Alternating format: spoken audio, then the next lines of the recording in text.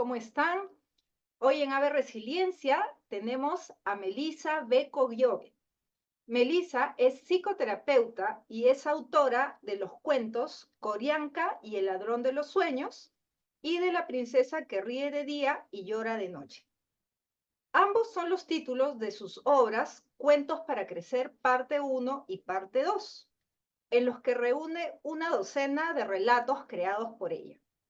Quien les habla, Analita Yedo, y el día de hoy vamos a presentar Cuentos para crecer y del bienestar de escribir con el corazón, a cargo de nuestra invitada especial. Bienvenida, Melissa, qué gusto tenerte. Hola, Analí, muchísimas gracias por la invitación. Me siento muy honrada de que me brindes este espacio. Qué lindo, Meli. Bueno, Meli, te cuento que en toda este recorrido de conversatorios, entrevistas en Ave Resiliencia, es la primera vez que se le dedica a los cuentos. Anteriormente he tenido una invitada muy agradable, a Urla, que nos habló de la narrativa literaria, pero es otro contexto, porque los cuentos, pues, tienen otra naturaleza y en este campo de la psicoterapia resultan, pues, un gran aliado, ¿no? Así es. Sí. Entonces yo quisiera, Meli, empezar que nos compartas cómo nace tu vocación por escribir tus primeros relatos, a qué edad, en qué momentos, cuéntanos un poquito. Bueno, yo creo que esto se empezó a gestar desde que era niña, porque mi madre nos incentivaba mucho a la lectura. Ella tenía una estrategia muy inteligente para incentivarnos el gusto por la lectura, porque cada vez que quería premiarnos, nos compraba cómics, historietas que habían en esa época, ¿no? De Archie, La Mm. Pequeña Lulú, ¿no? Y también nos llevaba en ese momento a comer postres. Entonces, de alguna manera en mi mente se asoció la dulzura, el placer de comer un postre con el gusto por la lectura, ¿no? Respecto a escribir cuentos, si bien es cierto, lo había hecho cuando estaba en la primaria, ¿no? A veces para las tareas, en la secundaria, y también me gustaba mucho componer canciones. Ujú. En realidad empecé a tomarlo más en serio recién a los 28 años, Ujú. o 27 años tenía. Mi hijita ya tenía un año, Ujú. casi un año. Y un 1 de enero del año 2008, yo estaba bastante aburrida, me sentía un poco mal porque no tenía metas muy claras para ese año que empezaba. Y ella me pidió que le cuente un cuento. Pero yo le pregunté de qué quería que se trate y me dijo que de una tetita. Ella todavía estaba lactando, ¿no? Entonces así surgieron las aventuras de Chichi, la tetita complejada. Que en un momentito nos vas a comentar porque es de las primeras que te voy a preguntar. Ujú. Bien, entonces sí, definitivamente hay una frasecita, no sé si también por allá la habrás escuchado, pero estas vocaciones se nutren en el hogar, ¿no? O sea, Así es, el arte se mama en casa, ¿no? Las primeras, claro, ¿no? Entonces, claro. Mi mamá tenía este hábito de narrarnos cuentos, ¿no? Entonces, después yo me volví un poco adicta a leer las narraciones interesantes de la colección del Nuevo Tesoro de la Juventud. Eran ujú, unos cuentos preciosos, ¿no? Entonces creo que de ahí me vino un poco la facilidad de escribir.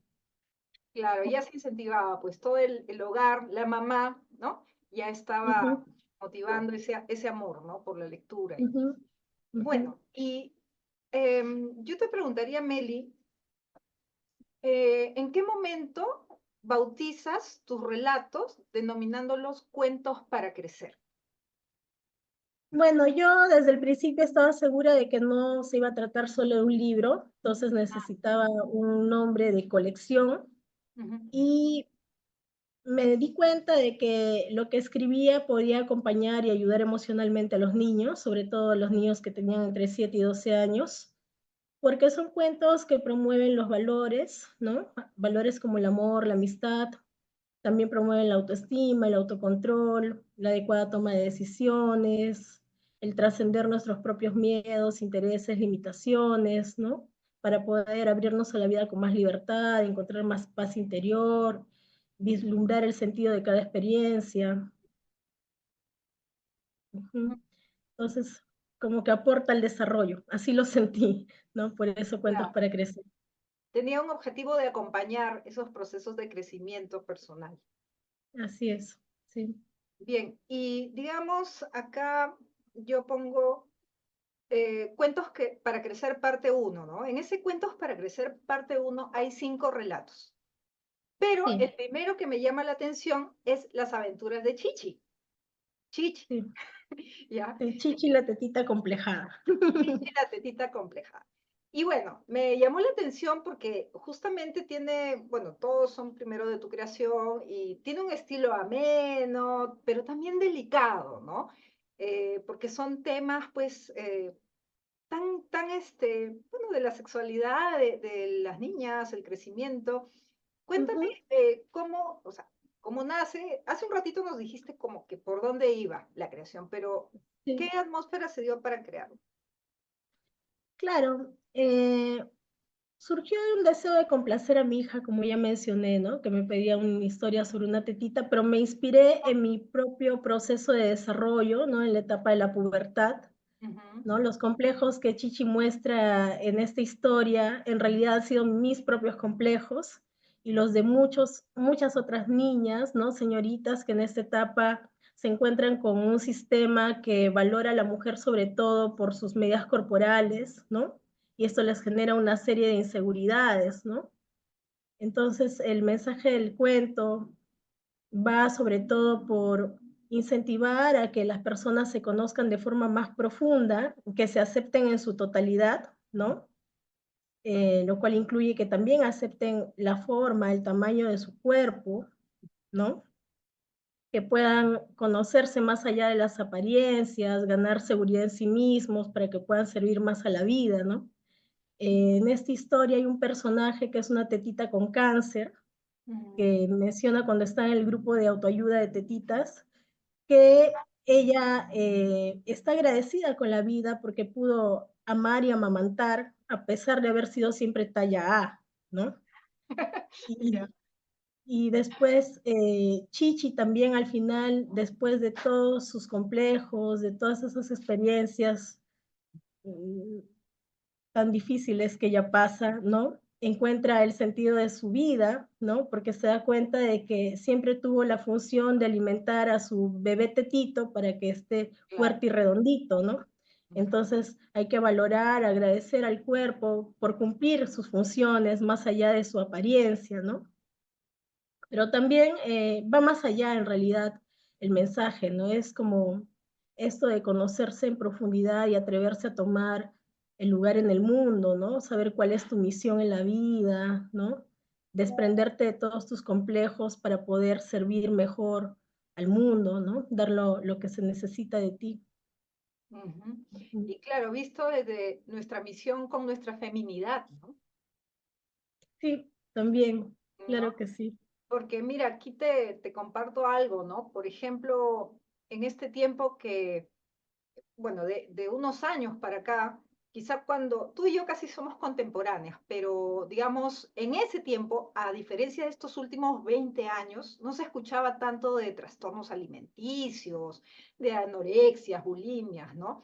Y bueno, los estereotipos son muy fuertes, más aún con las redes sociales, ¿no? Si bien es cierto, ya en ese tiempo, como tú dices, ya teníamos estereotipos, porque si tú te acuerdas, yo me acuerdo, este, Claro, no teníamos, por ejemplo, ¿no? Estaban las revistas o está la televisión y veíamos a las top model. ¿Te acuerdas de las top model que eran unas mujeres de 1,90 m con unas figuras súper de piernas larguísimas y nosotras latinas, todas piernoncitas, caderoncitas y pucha, era pues realmente no encajaba para nada, ¿no? Entonces era claro, sí. traumático.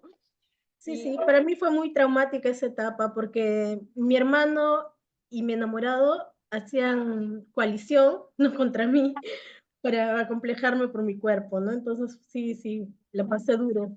claro, y en cierto modo, pues el cuerpo del tipo de la mujer latina no encaja con esos cuerpos de Claudia Prototipos. Schiffer, ni Naomi Campbell, que era una afro grandota, pues, ¿no? Entonces nada que ver, ¿no?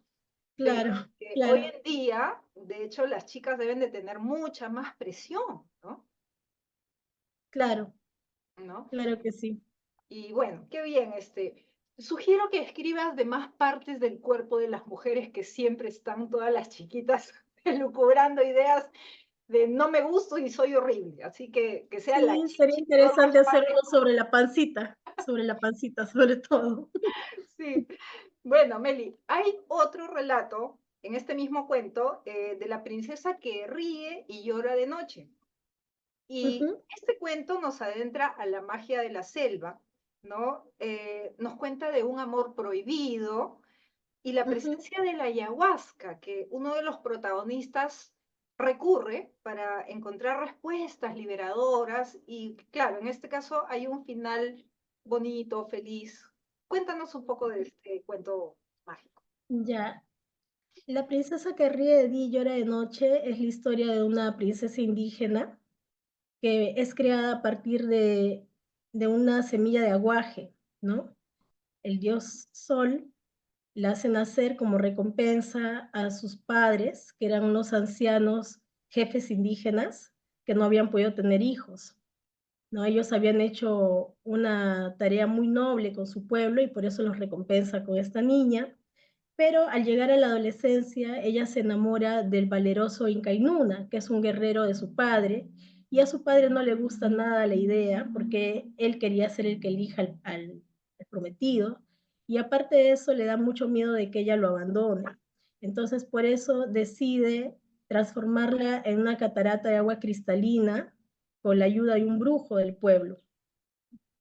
Y bueno, después de muchas peripecias, Incainuna logra identificar que ella está atrapada detrás de esa catarata de agua cristalina y toma ayahuasca junto a la catarata, se conecta con su corazón y puede armarse de valor para rescatarla, ¿no? Finalmente lo logra y tienen una familia hermosa y saludable. Y bueno, no quiero ser proselitista incentivando el consumo de la ayahuasca, pero sí puedo decir por experiencia propia, por muchos casos que he visto también, que es una planta inteligentísima, que puede aportar mucho en la transformación de la vida de las personas, porque te enseña de una manera muy personalizada, te transmite mensajes de una manera tal que es imposible que no aprendas, ¿no? De una manera muy propia para cada uno, te activa tu maestro interno, ¿no? No por gusto es considerada la madre de todas las plantas maestras. Ujú, Bueno, sí, aquí esa palabra proselitismo, bueno, a buena hora la dices porque hay muchas posturas y personalmente también respeto mucho la planta y ujú, me auno a esto que señala, ¿no? Una planta inteligente que activa este maestro interno. Y bueno, personalmente creo que también me ayudó mucho en algún momento y sé que hay algunos que podrían reportarlo muy bien y esto puede, bueno, es este tema de muchas investigaciones muy serias que respaldan todo este tema de la sanación con ayahuasca, ¿no? sí, hay que entrar a estos procesos con mucha conciencia, no buscando simplemente experimentar, ¿no? Por curiosidad o diversión, ¿no? Así es, Es con muy mucho serio el respeto, tema, con mucho respeto, definitivamente. sí. Entonces, Meli, en lo que respecta a la simbología que se utiliza, ¿no? De la magia de la selva, ¿no? De haber múltiples elementos, el brujo, la planta sagrada, bueno, el machismo que había también en ese tiempo, ¿no? No miren a mi hija, ¿no? La convierten en una Ujú, criada, ¿no? Y bueno, elementos de ese tipo que vienen a hacer llegar eh, bueno, de pronto el mensaje mucho mejor que otros recursos muchas veces, ¿no? Ese es el poder del ujú. cuento también. Sí, en realidad, la catarata, le he puesto el nombre de la catarata Huachillacu, Mm, ¿no? Si bien es cierto, este no es el mito de la catarata Huachillacu, pero lo he construido como si fuera una historia de la catarata Huachillacu, ¿no? Que significa agua que brota del aguajal. Y también me han dicho que significa agua que ríe, por eso la princesa se llama el cuento, perdón, se llama La princesa que ríe de día y llora de noche, ¿no? Porque sí, en el día estaba feliz y en la noche se sentía muy, muy sola, ¿no? Claro. Ujú. Ahora, yo te pregunto, bueno, sé que es más que nada una curiosidad. ¿Tú crees que hay elementos en los cuentos peruanos que se toman más de, de las culturas de los Andes que de la selva o ya se está tomando más en cuenta? ¿Cómo irá ese tema, no? Mira, la verdad es que yo he leído sobre todo cuentos regionales, porque yo he crecido en San Martín, Ujú. ¿ya? Entonces no podría hacer una comparación al respecto, ¿no? Pero sí, se escribe un montón sobre mitos selváticos. Creo que hasta hay un abuso de eso. Me Mm, parece que hay un abuso de eso.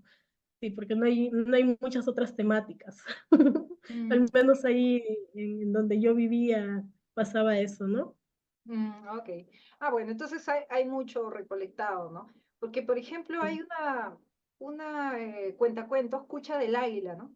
Que toma Claro, Cucha relatos del de la Águila. selva, por ejemplo, ¿no? Sí, ella nació en Chasuta. Ella nació en Chasuta, sí, Ah, ok. sí. Ah, bueno, Sí, entonces es ahora, muy fácil acceder, ¿no? De niño sí, lo sí, habré sí. escuchado, está en Claro, ahora trabaja para la Casa de la Literatura Peruana ella, y sí tiene unas narraciones bien bonitas, sí, ¿no? sí, sí, muy hermosas. Yo pude escucharla también eh, cuando vino acá a Lima, Tito La Rosa, el músico, ella era Sí, parte de la presentación. sí, sí. El cuento de la runamula, precioso, Sí, que tiene, justamente habla de esta estigmatización, ¿no? De las mujeres que viven su sexualidad más libremente. Bueno, en realidad esta historia es un poco más fuerte que eso, pero, claro, pero sí, tiene ese trasfondo. sí, bien, bien. Entonces, bueno, quería preguntarte también, eh, hay un cuento que pertenece a la parte 2 de Cuentos para Crecer, que tiene 7 relatos, y ahí está comprendido como primer cuento Corianca y el ladrón de sueños, ¿no? Y Ujú, bueno, la narración empieza, ¿no? Como Corianca, que es una hermosa niña, ¿no? Es una niña de la selva y tenía el don de crear cuentos, ¿no? Y sí. los contaba a los niños del pueblo y pues hay otras aventuras más, ¿no? Que la ponen en un reto, pero a ver, por favor, coméntanos cómo nace, cómo se desarrolla. Ujú. Bueno, esta historia habla de cómo a veces por miedo al fracaso, por miedo también a la libertad o a seguir avanzando, nos autosaboteamos, ¿no? Corianca había creado dentro de sí a un hechicero que se llamaba Kenko, que se convierte en su enemigo porque empieza a transmitirle la idea de que ella no era capaz de seguir creando historias, ¿no? Le genera una serie de pensamientos limitantes, culpabilizantes, se siente no merecedora, se convierte en una chica insegura, melancólica, sin entusiasmo, ¿no? Hasta que después ella se va dando cuenta de que es ella misma la que le otorga poder, ¿no? Entonces empieza a utilizar recursos como la meditación, empieza a identificar cuáles son sus pensamientos limitantes, a tratar de transformarlos, empieza a tratar de limpiar su corazón también, a darse cuenta cuáles son sus emociones, sentimientos no digeridos, empieza a salir también de su propio egocentrismo, ¿no? Tratando de interesarse más por lo que ocurre en el entorno, en el mundo, ¿no? Y así puede recuperar su capacidad de crear cuentos, ¿no? Y puede madurar también, deja de ser una niña imaginativa para convertirse en una mujer llena de amor y sabiduría. Claro, y este es el cuento que encabeza Cuentos para Crecer, parte 2, ¿no? Sí, claro, busca sobre todo que tomemos conciencia de cómo nuestro principal enemigo muchas veces nosotros somos nosotros mismos, ¿no? Porque alimentamos nuestras inseguridades, nuestros miedos, nuestras frustraciones, ¿no? En vez de conectarnos con todo nuestro potencial, con nuestra principal fuente de poder, que es en realidad nuestra capacidad de amar, ¿no? El amor que llevamos dentro, ¿no? Si nos sintonizamos con eso, vamos a tener más voluntad, vamos a tener más vitalidad, más creatividad, vamos a estar más abiertos a servir a los demás, vamos a estar más optimistas. Ujú. Sí, Ujú. bueno, eh, cada cuento definitivamente tiene esta cualidad, ¿no? Es la Mensaje. riqueza del cuento, ¿no? Con símbolos, va dejando estos mensajes, ¿no? Y van quedando con esa naturaleza, ¿no? El peso de la simbología. Meli, una pregunta. Eh, ¿Ha habido muchas estrategias para incentivar siempre que los chicos lean, que los chicos tengan sus planes lectores? Hay muchos juegos florales en los colegios que incentivan también concursos, ¿no? De cuentos, oratoria y etcétera, ¿no? Aquí, ¿qué nos darías de alcance para incentivar esta creación, esta imaginación en los jóvenes? Bueno, yo conozco profesores que hacen su trabajo con tanta pasión, con tanta entrega, que han conseguido que muchos chicos se contagien, ¿no? Y tengan ganas de escribir. Mm. Pero pienso que para que esto realmente llegue a movilizarlos, tendrían que tener una base previa, ¿no? Es importante que hayan recibido en sus hogares el ejemplo de parte de sus padres, que hayan visto ese amor por la lectura, ¿no? Eh, que hayan tenido esa experiencia de que les narren cuentos, por ejemplo, ¿no? Haciendo las voces de los personajes y todo eso, ¿no? Creo que es muy importante que todo comienza por casa. Claro, hacerlo más vivencial, ¿no? Antes, por ejemplo, había muchos títeres de hilos, que me acuerdo que en mi casa, mi papá, por ejemplo, compraba esos payasitos de hilo, o por ejemplo los títeres, ¿no? Que eran mágicos, pues, ¿no? Claro, Hacerlo claro. más vivencial para los chicos, ¿no? Claro, claro, qué bonito. Creo que el principal error de los padres Mm. es que hacen que la idea de leer se vea como algo aburrido, ¿no? Como una obligación. Mm. De pronto mandan a sus hijos a estudiar con un tono hostil, ¿no? Ya vayan a estudiar, ya lee tu libro, ¿no? Entonces el chico no le puede encontrar el lado divertido, ¿no? Es una tortura más bien, ¿no? Así es, así es. Sí. Creo que es una falta de estrategia, ¿no? A veces estamos tan presionados por temas económicos, laborales o afectivos que no nos damos cuenta del impacto que van a tener nuestras acciones, ¿no? Pero son esos pequeños detalles que pueden marcar una diferencia, ¿no? Sí, y por ejemplo también, bueno, yo tuve la suerte de tener a mi abuelita cuando era chica y las abuelitas cuentan un montón de cuentos. Mi abuelita tuvo 11 hijos, mis 11 tíos, y Wow. sabía muchos cuentos. Entonces, también me aprendí algunos cuentos antiguos, pero esa conexión también de los niños con el adulto mayor, por ejemplo, las abuelas cuentan muchos cuentos. Sí, sí, sí, sí. Un privilegio de verdad poder escuchar cuentos de los abuelos. Sí, ¿verdad que sí? Meli, bueno, yo diría que con lo que hemos conversado previo a esta reunión en vivo, para poder ponernos de acuerdo, yo he podido notar, tú escribes desde tu corazón, ¿no? Y esto, como decíamos, es un gran bienestar para el alma poder tener esa capacidad de escribir con el corazón, ¿no? Unir la pluma a, y liberar el alma prácticamente. Sí, te Eh, conecta acá y acá. sí, sería genial pues que todos pudieran ser entrenados para poder tejer esos dos lados y hacer un alma que tú, digamos, la lleves por un camino de integralidad, ¿no? No solo la parte cognitiva, sino la parte de la sabiduría, que en toda etapa hay una sabiduría, ¿no? Toda etapa tiene su Es- sabiduría. Entonces, Así es. yo te preguntaría, bueno, si yo te cuento, te comparto, en el tiempo de la pandemia, yo a mi hijo, por ejemplo, le pude adquirir un cómic del diario de Ana Frank, porque estábamos todos encerrados y bueno, todos los chicos se quejaban, ¿no? Entonces le digo, Ujú. mira, lee acá esta niña, mira que vivió en la Segunda Guerra Mundial. Ve, perseguida ella, su familia por los nazis en cautiverio, y lo que le dio vida a esta niña es ese contacto de escribir en su diario.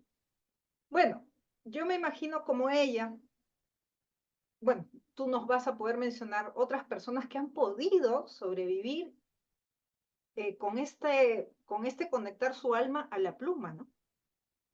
Claro, claro. Sí, Boris Cyrulnik es un exponente muy reconocido de la psicología, ¿no? El primero en hablar de resiliencia, que es Mm. la capacidad que todos tenemos para superar adversidades, salir fortalecidos de ellas. Nos dice que cualquier historia puede ser superada si es transformada en un relato, ¿no? Entonces, yo realmente lo creo. A mí me ha ayudado mucho poder escribir sobre experiencias muy duras que he tenido en la adolescencia, ¿no? Todavía no saco un producto final, pero me ha ayudado a transformar mucho el dolor, ¿no? Y bueno, tengo un montón de amigos que han encontrado en la literatura un refugio muy hermoso, ¿no? Que no es para esconderse, sino más bien para llenarse de nuevas fuerzas para afrontar la vida, ¿no? Sin desconectarse de su alma, de esa sensibilidad que ellos tienen, ¿no? Tengo también muchas amigas poetisas que le escriben, por ejemplo, a la muerte, al insomnio, a la ansiedad, al desamor, ¿no? Y les resulta muy sanador hacer esto, ¿no? Tenemos el caso de muchas personas que le han podido encontrar el sentido a sus experiencias, a su vida a través de la literatura. Por ejemplo, a Joanne Rowling, ¿no? La autora de Harry Potter, ¿no? Ella ha pasado una serie de dificultades, llegó a plantearse el suicidio en un momento, ¿no? Dificultades emocionales, económicas, existenciales, ¿no?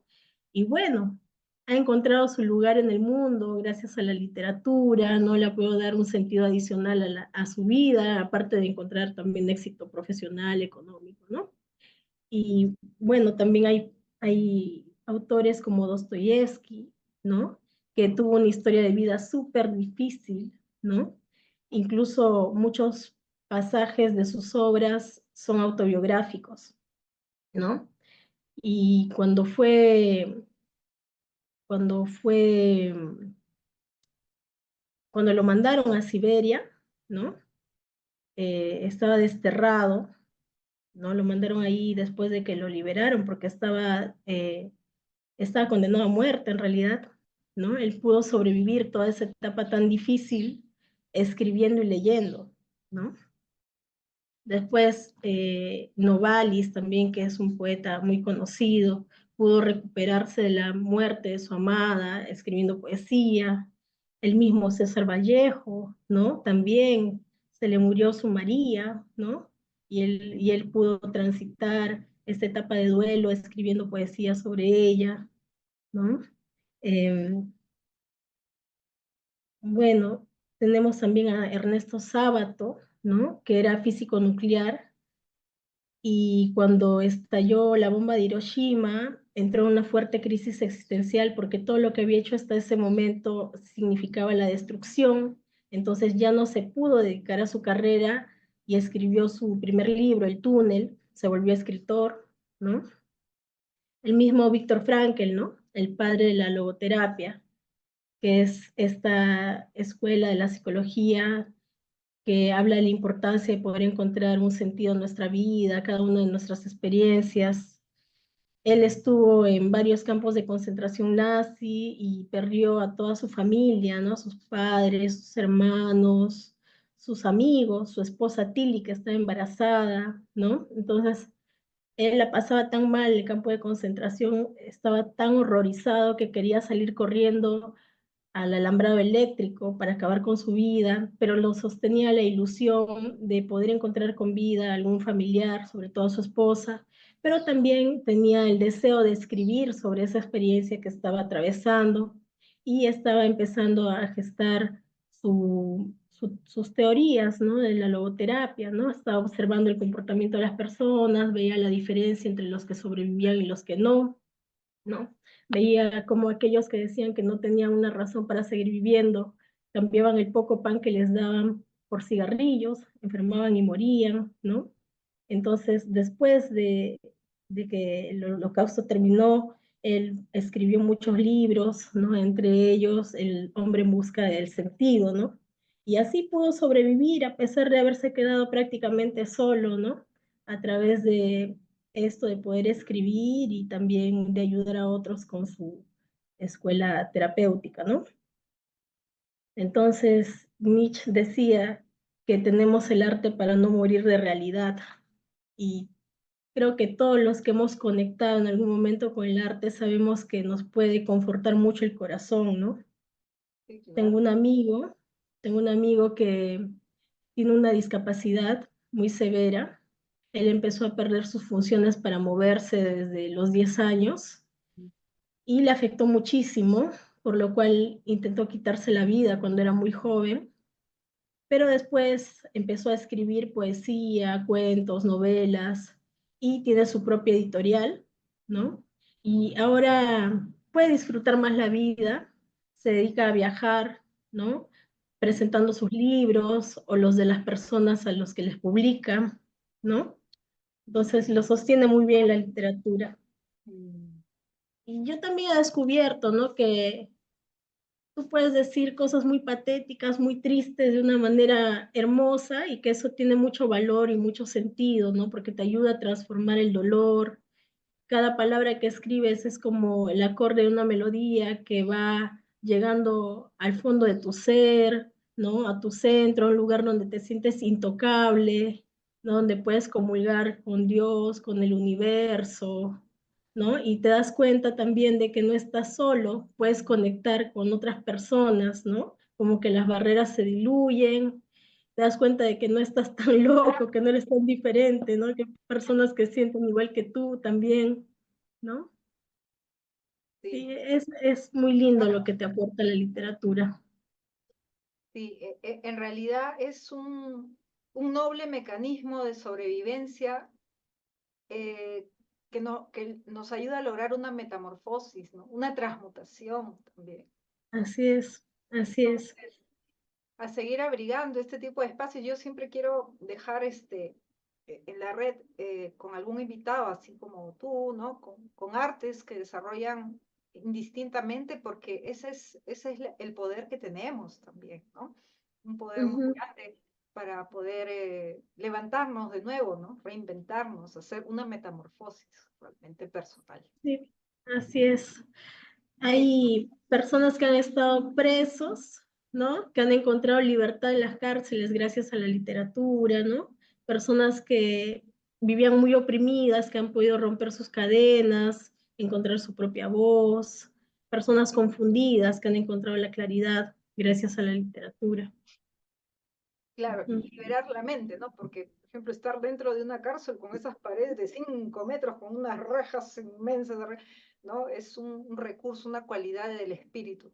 Meli, te Claro, sí. agradezco, de verdad que tenemos para rato, pero el tiempo es cruel. Y seguramente va a haber una siguiente oportunidad, que haya la apertura y que haya más cuentos para crecer. Creo que van a venir más. Sí, sí, van a venir más. Que Gracias, a ti y gracias, bueno, Mari. hasta una próxima oportunidad. Nos vemos. Muchas gracias. Abrazos, chao.